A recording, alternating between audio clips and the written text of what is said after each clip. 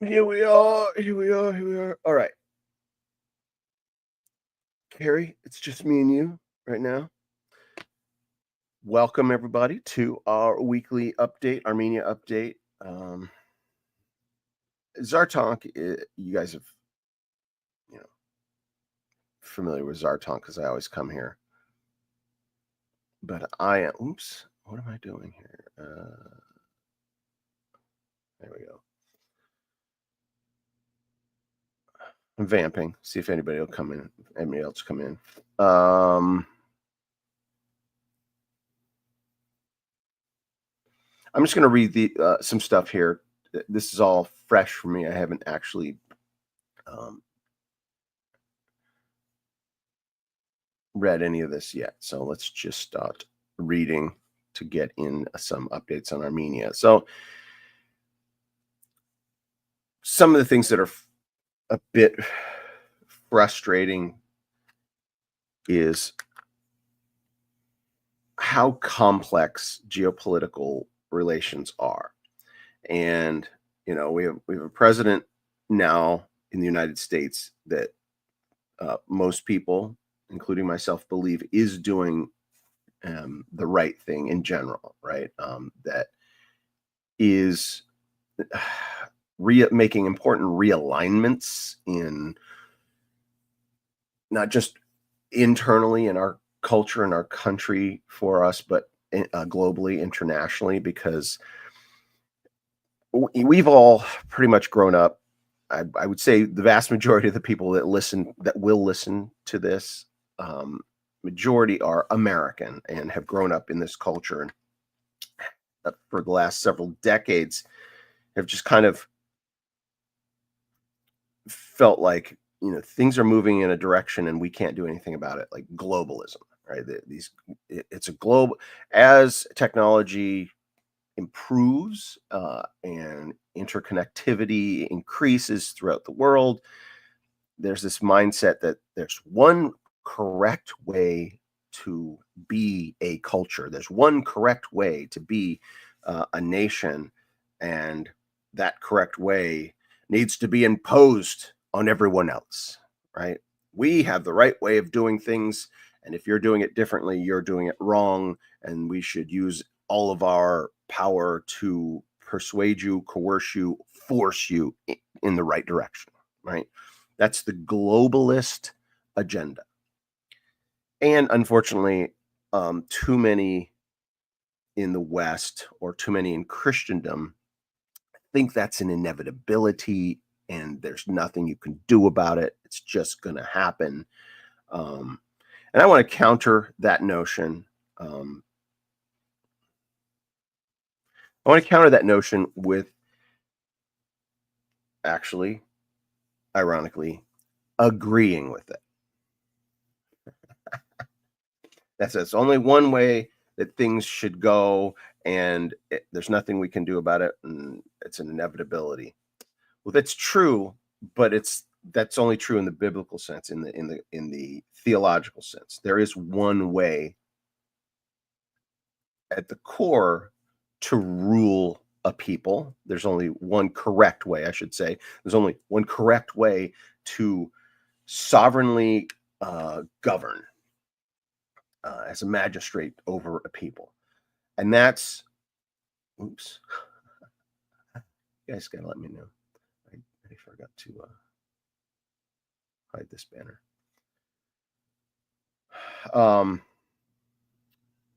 The only way to properly govern is through biblical principles, right? That your nation's rulership, leadership are to submit themselves to the authority of Christ, right? That's globalism, but it doesn't mean tearing down all differences, right? There's things that we need to be united behind and united under, and those are the principles of Scripture, right? Whether it's a representative republic. I almost said a democracy, right? We're not a democracy. We are a republic. Whether it's that structure of government is a representative republic, or whether it is a monarchy or even a dictatorship, right? We tend to think of dictatorships as evil, and because of the examples of it, right? Of being a dictator has this pejorative connotation. But what if you are the most faithful, loyal servant of Christ as a dictator, and every decision you make, you submit to the Lord and come away with the peace in your heart that the Lord has guided you in these decisions? Well, that's the kind of dictator you want. In fact, that kind of dictator is far superior than a representative republic, right? Good king is better than a slowly moving bureaucracy. And I say all this to say that what our current president is doing globally is good, but may feel bad to some of us. Like Donald Trump goes to Saudi Arabia, and we think Saudi Arabia, we actually have plenty of evidence that Saudi Arabia was behind 9/11, etc. But Trump's going to Saudi Arabia, making friends and doing things that make the Saudis happy. But he's doing that because it's an inevitability that nation states or civilizations states, is that what it's called? That we can't force a Western mindset upon a culture that's had their own way for centuries, for millennia, in some cases. You're not going to go in and overthrow Iraq and put in a bunch of senators and congresspeople and a judicial system and a president and et cetera. You're just not going to do that. There's no way to do it. It's impossible to do. So that's the ignorance of neoconservatism, right? That's kind of the game plan of neocons is we have democracy. We're going to export democracy and make everybody else a democracy, and then we'll all be on the same page as democracies. It's like, that's hubris. That's ignorance, utter ignorance in power, right? That's very scary to think that kind of thing. And here we have a president that recognizes these cultures are what they are, and they are going to move forward. Yeah, but what they treat women horribly? Women are second class citizens over there. And it's like, yes, they are. Yes, they're wrong, right? So these other cultures, including our culture, right? We've got things in our culture that we believe are right that are wrong, like, killing babies, right? Right? They look at us and go, wow, they believe that's okay, that a fetus is not a human and can just be at will terminated, right? They look at us and the evil that we believe. We look at the evil that they believe, that women are not fully human, right, citizens. So when you know what's right and wrong, but then can't see how evil your own culture is and try and impose your culture and their culture, like, no, we don't want you coming over here and imposing your stuff because you guys do some evil stuff. I'm like, yeah, but you guys do evil stuff and we have good things, blah blah blah, right? That's the complexity of geopolitics. And I think we have a president right now that's doing things very, very differently, and I think he's doing the right thing by recognizing the inevitability of the different cultures ascending and prospering. And I think what God is doing is it's God that works from the inside of the culture, and it's humans that try and work from the outside of the culture, right? We try and impose our Christianity all around the world, and that's how the Crusades get spun into some evil thing that we did, right? The Crusades were Christians trying to stop the onslaught of Islam and violence. That's anyway. Wow. So I'm just speaking off the cuff here, but reflecting on our president's travels over to this part of the world. Let's read about what happened. Armenia and UK agree to appoint defense attachés, discuss boosting military ties after high-level meeting in Berlin. Mm, ground zero of some of my story. Berlin. So right in the middle there must be the Armenian delegate and the UK delegate. Let's read. I gotta zoom in here for you guys. Yeah. On May 13th, oh, it was that's today. No, yesterday. On May 13th, the Minister of Defense of the Republic of Armenia, Suren Papikian, met with United Kingdom's Minister of the Armed Forces, Luke Pollard, in Berlin, Germany, reports Armenian Defense Ministry. During the meeting, they discussed key areas of Armenia-United Kingdom cooperation in the defense sector and prospects for further development. Both sides expressed their willingness to give new impetus to bilateral cooperation by appointing defense attaches in each country. Additionally, they addressed issues concerning regional and international security. As part of his working visit to Germany, Armenia's Defense Minister Suren Papikian also held informal meetings with several of his counterparts, including the defense ministers of China, Kazakhstan, and Georgia, as well as the UN Secretary General and the Federal Foreign Ministry. Earlier, they participated in peace. Okay, that's it. Let's move on to another article. When I read them cold and I don't have commentary, I apologize. All right, let's see. There was something.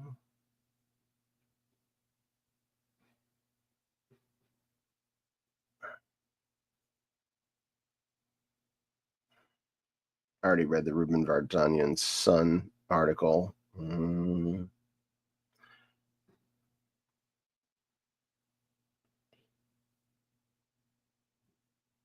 Okay, I want to read this for my own benefit, because one of the things that I recognized when I started on this journey toward Armenia and Solomon Talerian and uncovering this injustice and the act of justice, I recognized geopolitics is complicated. And I've mentioned this before. The real eye opener was when I remember stepping out of the hotel in Yerevan and seeing, like a luxury vehicle pulling up and a bunch of women in burqas climbing in or climbing out or something. And I was like, wait, this Armenia is a Christian nation, and what's going on here?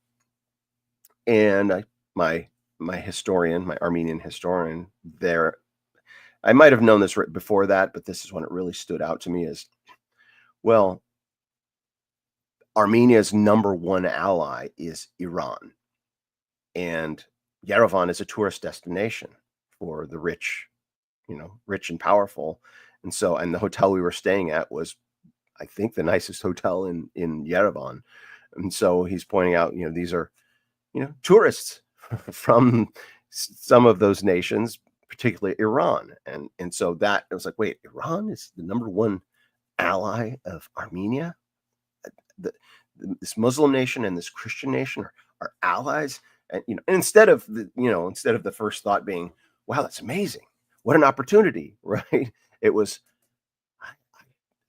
that's unfathomable to me. I mean, I didn't say it was unfathomable because I was in this mind-opening moment. It was like, oh yeah, I did hear that there were Christians in Iran, and it turns out the vast majority of Christians in Iran. I always think, well, how could there be Christians in Iran if they're anti-Christian and they just massacre them? It's like, oh no, Iran has a government like we have a government, that sometimes they agree with their government and sometimes they disagree with their government, but the people themselves aren't all evil, right? All Iranians aren't evil, right? That ignorance, and we think, oh, Iranians must be evil because they come from this, they have,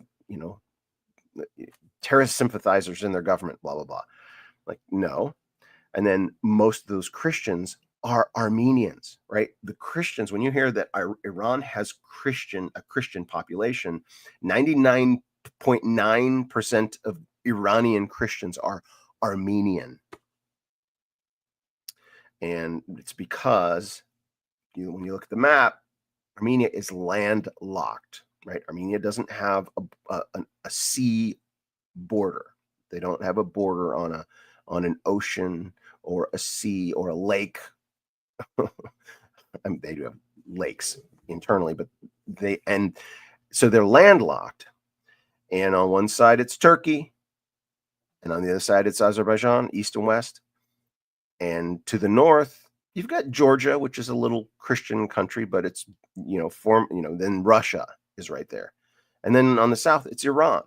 So when you're bordered by enemies that want to destroy you, Turkey and Azerbaijan, your other borders are going to be your friends by contrast. So,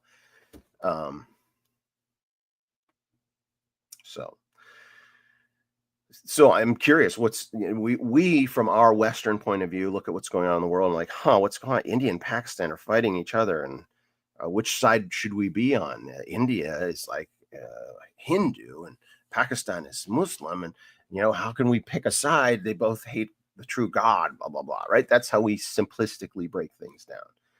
But then you need to think further. Well, Pakistan harbored almost Osama bin Laden, right? And India is, how many people go to India as a tourist and how many go to Pakistan as a tourist? And, I'd like to go to both, but let's see what Armenia's response is here between these warring nations. Armenia supports India's right to self-defense, condemns terrorism by Pakistan amid rising tensions. What is this? I don't know where this building is. This looks like it could be Armenia, but maybe it's India. I don't know.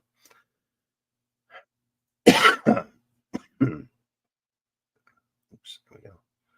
Armenia's foreign minister Ararat Mirzoyan voiced strong support for India's right to defend itself against terrorism during a parliamentary session addressing the recent escalation between India and Pakistan. Oh, this is all the way back on May 7th. Sorry, this is old news.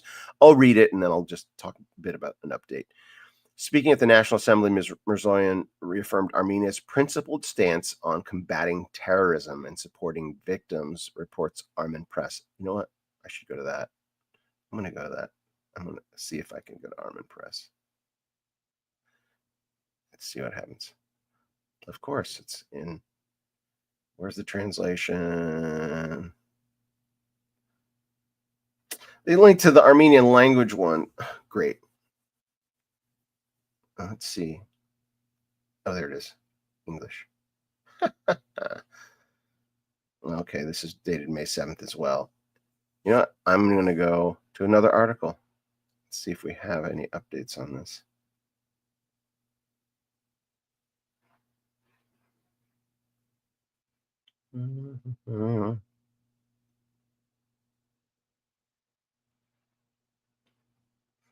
All right, let's read this one.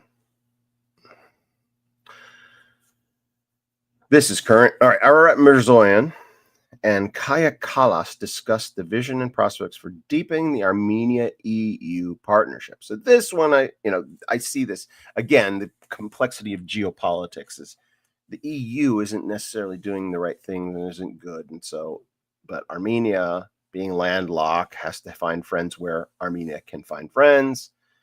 And let's read this. On May 14th, that's today. So earlier today, RA Foreign Minister, Republic of Armenia, RA, Foreign Minister Ararat Mirzoyan paid a working visit to Brussels. Oh, yeah, Brussels.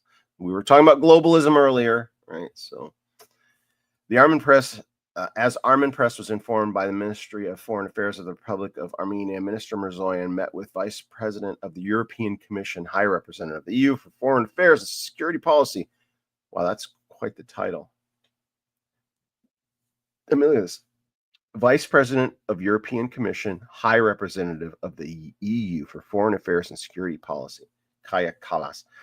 The interlocutors discussed the vision and prospects for deepening the Armenian-EU partnership, as well as joint work aimed at expanding cooperation in specific areas. According to the source, Minister Mirzoyan emphasized the fundamental principles of democracy and peace are at the heart of the Armenia-EU partnership, and as a result of joint efforts, tangible results have been achieved.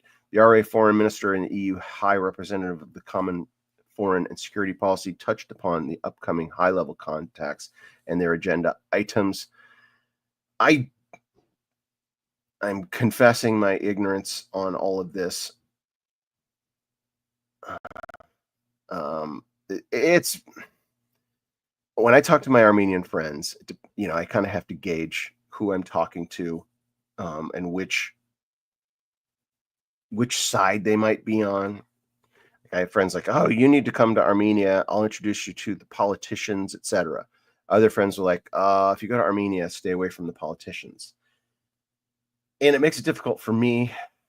I well, I haven't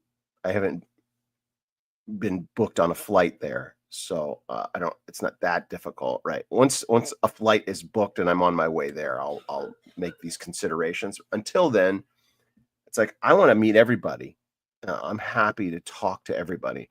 One of the things I am working on now is um, honing my public discourse. What I say about my project, what I say about the progress, what I say publicly about what is happening and what the vision is. And so um, I think I probably won't be accepting any invitations until I have that nailed down, until I have a script or at least some bullet points and parameters where I will disclose. So let me just, I want to read this. So pardon me, Chloe, but I'm going to put this up and read it. I've been to Iran. I have to say that never in my life have I ever experienced such welcoming, having been honored and royalty treatment as a guest as I did by those people, the people of Iran. Oh, this is so nice to hear. The people of Iran, those people will feed you when they're starving, and they will give you everything they have and sit and watch you eat and be happy about it. I've never experienced such courtesy and wonderful treatment in my whole life. It would never happen in the U.S. It is such a shame that the U.S. overthrew the Shah and these people were thrown backwards 1,000 years. People don't want what's happening. These people don't want what's happening. So here's my belief, Chloe, and thank you for sharing this. And I'm jealous that you've been there because I want to go there. I want to go to Iran. I want to go to Syria. I want to go. Let's go. Let's talk about that. Let's see. Let's see if I can just do a search here.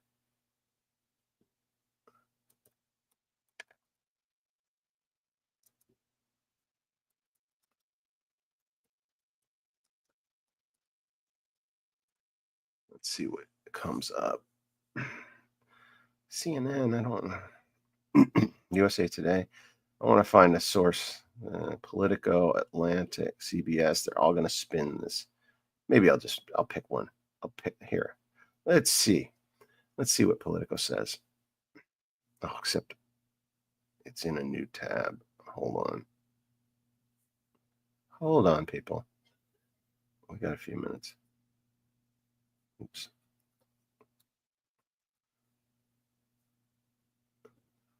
Wait, where is the tab? That's not it.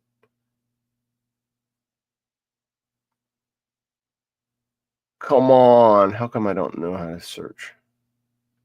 There it is. No. You guys are so patient with me. What on earth is going on here?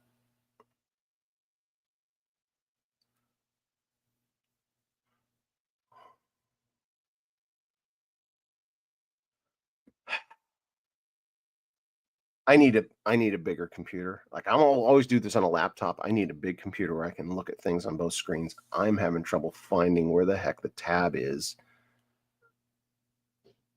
that you guys see versus, oh, here it is.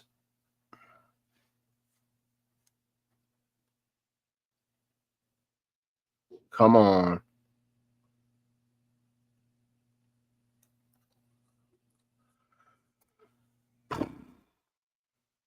Eating too much time. Let's just read this.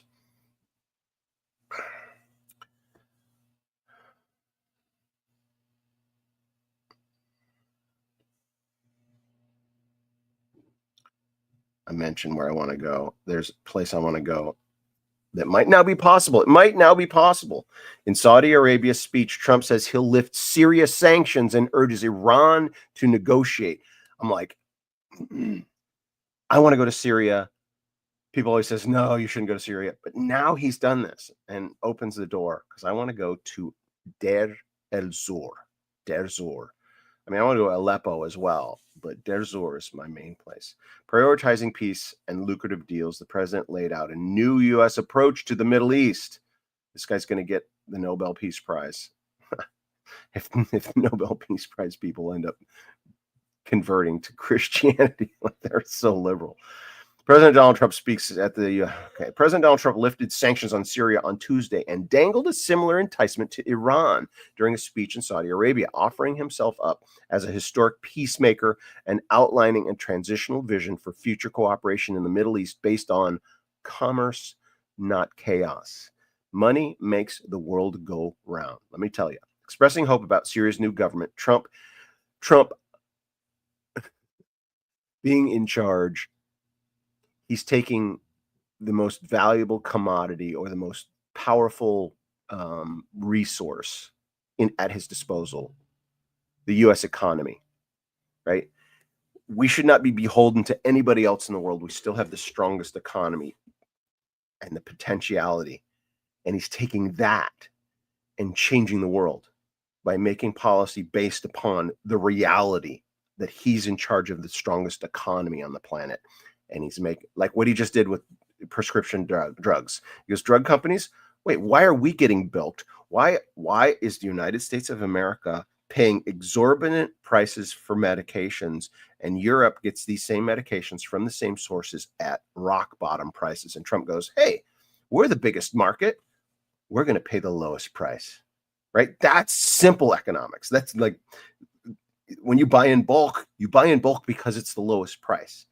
Except the pharmacy companies have been doing the opposite. The United States can afford the most, so we're going to jack up the price, even though they're the biggest consumer.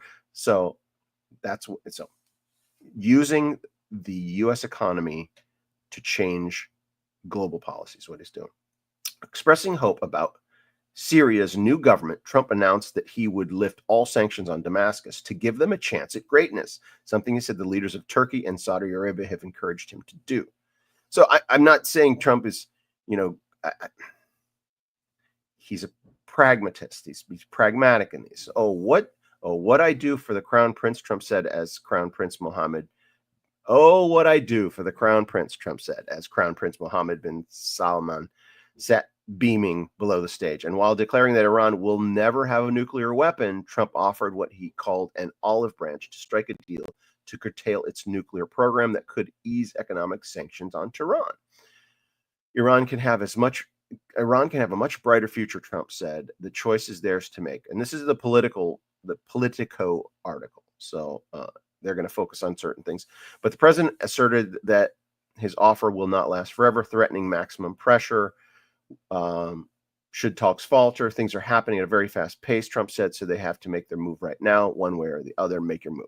All right, time is up, you guys. I'm going to read the rest of this on my own, just out of curiosity. But I got to go. I got a phone call to make. Love you guys. See you tomorrow. See you tomorrow on Bible Every Morning.